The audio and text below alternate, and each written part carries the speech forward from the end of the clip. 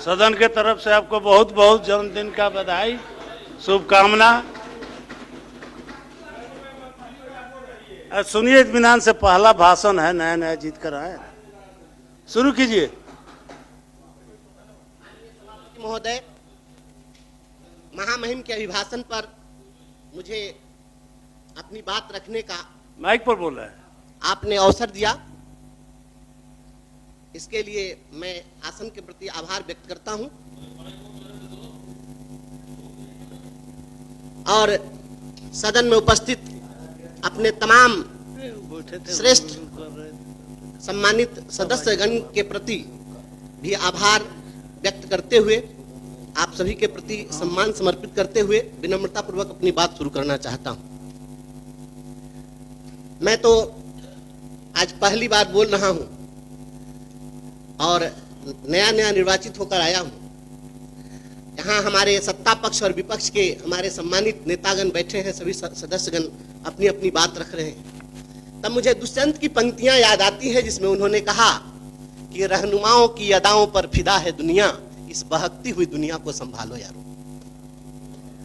और तब मैं यह कहना चाहता हूं, यहाँ जब बातें आई, अभी तो भगवान बाबू चले गए, उन्होंने जब शुरू किया था तो अपेक्षा यह थी कि महामहिम के अभिभाषण के बाद इस पर जब चर्चा हो तो हर सत्ता पक्ष के लोग यही चाहेंगे कि जो अभिभाषण हुआ उसका स्वागत हो, उसका समर्थन हो। हमारी भी इच्छा होती है कि मैं भी सुशासन की सरकार के जो कार्य हैं, इन कार्यों की सराहना करूं और सराहना करते हुए मैं भी सुशासन का जयकारा लगा दूं। लेकिन सभापति महोदय, मैं यह कहना चाहता हूं, दो पंक्तियां समर्पित करता हूं। यकीन से काम लो, वहमो गुमा से कुछ नहीं होता। यकीन से काम लो, जमी पर चलने वालों, आसमां से कुछ नहीं होता। यकीन से काम लो। महोदय, महामहिम के अभिभाषण में जितनी बातें आई है, अगर हमारी राज्य सरकार इंफ्रास्ट्रक्चर के क्षेत्र में अगर काम कर रही है, इसे कोई भी नकार नहीं सकता है। लेकिन जब मैं देखता हूं कि जब नई बिल्डिंग बन रही होती है और नई बनती हुई इमारतों की दीवारों में अगर दरार है, तो फिर मैं कैसे कह दूं यह सुशासन की सरकार है। जब शिक्षकों की यहां पर बात आती है, हमारे माननीय संजय बाबू, हमारे सभी श्रेष्ठ माननीय सदस्यगण जब बोल रहे थे शिक्षकों की समस्याओं पर, बात आती है नियोजित शिक्षकों की। हमारे सत्तारूढ़ दल में आज भारतीय जनता पार्टी के लोग शामिल हैं, यहाँ बैठे हैं। यही लोग नियोजित शिक्षकों के लिए धरना प्रदर्शन कर रहे थे और इनके ऊपर बर्बरता पूर्वक लाठियां चली थी और लाठियां चली और शिक्षकों के ऊपर भी कार्रवाई हुई, दंडात्मक कार्रवाई हुई। हमें अपेक्षा थी कि इस अभिभाषण में शिक्षकों की जो समस्याएं थी उसमें एक प्रमुख समस्या थी कि अभी वर्तमान वाले जो एसीएस हैं, इनके ठीक पहले वाले जो एसीएस थे, उनके समय में धरना प्रदर्शन करने वाले शिक्षकों के का वेतन हजारों शिक्षकों का काटा गया, उन पर कार्रवाई हुई। इसके संबंध में भी कुछ चर्चा उस पर होगी, क्योंकि मैं समझ रहा था कि और कोई कुछ कहे न कहे, भारतीय जनता पार्टी के लोग तो शिक्षकों के हित ऐसे हैं, क्योंकि इतनी लाठी कोई नहीं खाया आज तक के इतिहास में। लेकिन जब मैं देखता हूं बात यहाँ पर चली है, विपक्ष के लोगों ने यहाँ पर जब बात उठाई कि अंबेडकर साहब ने संविधान दिया, अधिकार दिया, तो यहाँ बात हुई क्यों हम उन अधिकारों की रक्षा कर रहे हैं। तो धरना प्रदर्शन तो संवैधानिक अधिकार था महोदय, और शिक्षकों ने जब धरना प्रदर्शन किया तो उसके ऊपर जब प्रहार हुआ, तब मुझे लगता है कि सुशासन की सरकार है और संवैधानिक अधिकारों पर हो रहा प्रहार है, तो मैं कैसे कह दूं सुशासन की सरकार।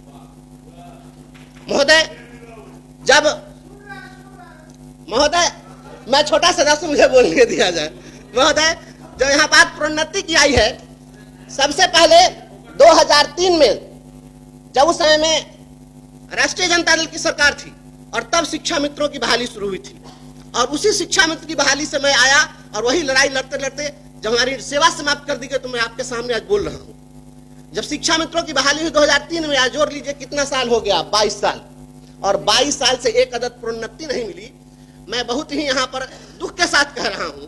इसके लिए हाईकोर्ट में हम लोगों ने लड़ाई लड़ी कि इनको प्रमोशन दिया जाए, और हाईकोर्ट ने पक्ष में फैसला दिया। डिपार्टमेंट ने जाकर और पक्ष में कहा कि हम इनको प्रमोशन देंगे, नहीं दिया समय सीमा के अंदर, फिर हम कंटेम्प्ट में गए। कंटेम्प्ट में जाकर कहा 2019 में प्राइमरी डायरेक्टर वहां पर उपस्थित हुए और तब वहां पर उन्होंने कहा कि हम 3-3.5 महीने में दे देंगे। आप 2019 का जोड़ लीजिए, इतने दिन में प्रमोशन नहीं मिला। तब मुझे महोदय यह कहना पड़ रहा है कि अभिभाषण में इस बात को शामिल किया जाना चाहिए। अगर आप शिक्षकों के सच्चे हितैषी हैं तो यह शामिल होना चाहिए था कि इनको प्रोन्नति दी जाएगी। और मैं समझता हूं कि जहां यह अपेक्षा है आपके जयकारा लगाने की, तो जहां पर हाई कोर्ट भी लाचार है, तो फिर मैं कैसे कह दूं ये सुशासन की सरकार है। इसलिए महोदय और माननीय मुख्यमंत्री हमारे आदरणीय श्री नीतीश कुमार जी समाज सुधार के लिए भी जाने जाते हैं। अपना पॉइंट देख रहे हैं जी, पॉइंट है इसमें। आप जो बात में अजी, तो 2 मिनट और समय है, जी, उसको बस बोल मैं लीजिए। बहुत ज्यादा लंबा नहीं बोलूंगा महोदय, मैं बहुत ज्यादा बोलने के पक्ष में नहीं हूं। मैं ऐसा कुछ नहीं है, सभी लोग बोल चुके हुए हैं। लेकिन महोदय, हमें अपेक्षा थी, एक बहुत बड़ी समस्या है और आप सभी लोगों से मैं चाहूंगा कि इस बात का समर्थन होना चाहिए कि अपने समाज में अभी बहुअर्थी गाने बजाए जाते हैं। बहुत सारी सामाजिक कुरीतियों के खिलाफ माननीय मुख्यमंत्री जी ने काम किया है और अभी उन गानों के चलते, बहुअर्थी गानों के चलते गांव घर में झगड़ा होता है, दंगा होता है, मारपीट होती है और वहां पर हर्ष फायरिंग होती है। इस पर भी हमें अपेक्षा थी कि इस पर भी, इसको प्रतिबंधित करने के लिए कहीं ना कहीं कोई चर्चा इस पर होनी चाहिए थी। जब यहाँ पर बात आई है, रोजगार की बात आई है, यहाँ पर बहन शशि जी बोल रही हैं, बार बार इन सभी लोगों का सवाल आ रहा है रोजी रोजगार की। इस देश के अंदर में एक योजना है, रोजगार गारंटी योजना, और रोजगार गारंटी योजना के तहत एक इलिटरेट, अंगूठा छाप, अकुशल अगर कोई मजदूर श्रमिक है, उसके भी रोजगार के गारंटी की बात होती है। माननीय मुख्यमंत्री जी रोजगार की दिशा में बहुत काम कर रहे हैं। तो इस देश के अंदर में अगर अकुशल, अंगूठा छाप, अशिक्षित लोगों के लिए रोजगार के गारंटी की बात होती है, तो स्नातक जो पास है उनके स्नातकों के रोजगार की गारंटी की बात क्यों नहीं होती है? इससे तो अच्छा है कि स्नातक न करके अगर अंगूठा छाप रहते तो उनको रोजगार मिल जाता। तो हमें अपेक्षा थी कि सभी स्नातकों के रोजगार की गारंटी सुनिश्चित करने की बात इसमें होनी चाहिए थी। ऐसी हमारी अपेक्षा थी। और महोदय, बात वित्त रहित गुरुजनों की आई है, आदरणीय संजय बाबू ने बातें यहाँ पर कही है। मैं वित्त रहित शिक्षकों की समस्या बार बार हम लोग पहले भी अखबार के माध्यम से, टीवी चैनलों पर देखते रहे हैं। यह सदन वित्त रहित गुरुजनों के पक्ष में, उनके लिए हमेशा आवाज इस सदन से आती रही है। लेकिन 2016 के बाद अगर उनको अभी तक अनुदान नहीं मिला, जो सरकार स्वयं वादा की थी, खुद यह नियम बना करके, अधिसूचना जारी करके और तय किया था कि हम इन्हें अनुदान देंगे, तो आखिर उस अनुदान की भी राशि नहीं दी गई। तो हम फिर बाद में हम लोग बात करेंगे वेतनमान की। तो वह मैं समझता हूं कि हम लोग की अपेक्षा थी कि इसमें इसकी चर्चा होती। आउटसोर्सिंग कर्मियों की बात हुई है, कितना बड़ा शोषण हो रहा है इस राज्य के अंदर। आप सभी लोग इस चीज से भली भांति अवगत हैं कि आउटसोर्सिंग एजेंसियों के माध्यम से, जी मैं समाप्त कर रहा हूँ, आउटसोर्सिंग एजेंसियों के माध्यम से, ना 5 में फिर ठीक है, सदन की सहमति सभापति महोदय, मैं तुरंत समाप्त कर देता हूँ, बस 1 मिनट में सहमति लेनी पड़ेगी, टाइम बढ़ाना जी, पड़ेगा। मैं तुरंत समाप्त करता हूँ। तो आउटसोर्सिंग एजेंसियों को जो छूट दे दी गई है, तो क्या शोषण का अधिकार दे दिया गया है कि आप 8,000 और 7,000 पर काम लीजिए? इस पर रोक लगनी चाहिए।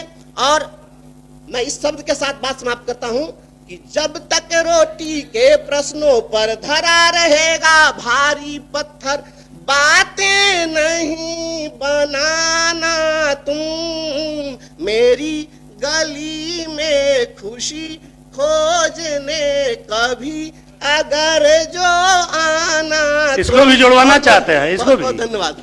राज्यपाल के यहाँ ये भी पहुंचाना चाहते हैं। मैं भावना व्यक्त किया, आपने समय दिया, समाप्त करें। Thank you.